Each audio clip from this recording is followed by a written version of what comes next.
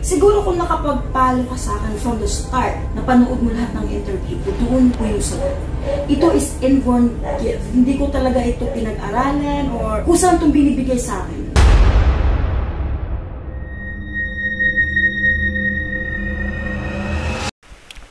Hello po mga ka-PTV, sa video na ito ay tatalakayin natin ang pagbalot ng dilim at bighati sa mga Pilipino ayon sa mga visions ni Madam Rudy Baldwin.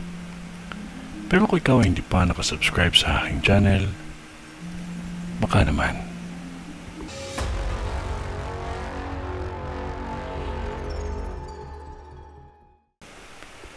May nakikita akong kilalang politiko, halos kilala siya sa kahit ibang bansa pa.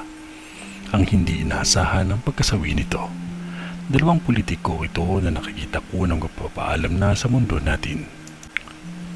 May nakikita akong TV host at magaling na TV host ito. Tumatak ang kanyang pangalan sa industriya ng pagbabalita. Nakikita ko ang biglaang pagkawala nito.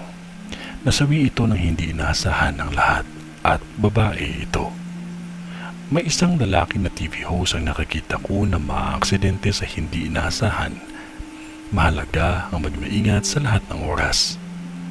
May nakikita akong kilalang artista at ang isa ay kapamilya na artista na maaaksidente sa karagatan at nasawi ito. May nakikita akong artista na hindi pa ito veterana sa showbiz ang masasawi ng dahil sa kanyang health condition. Mahalaga unahin ang kalusugan sa kahit ano pang ginagawa natin sa buhay. Mahalaga sa lahat ang kalusugan. May nakikita akong dalawang veterana na artista. Dalawang kilalang mga awit ang magpapaalam na sa mundo natin. Ang buhay natin ay dumadaan lang sa mundong ibabaw, kaya pahalagahan natin ang bawat oras. Lagi po tayo mag-ingat at huwag makalimot ang manalangin palagi.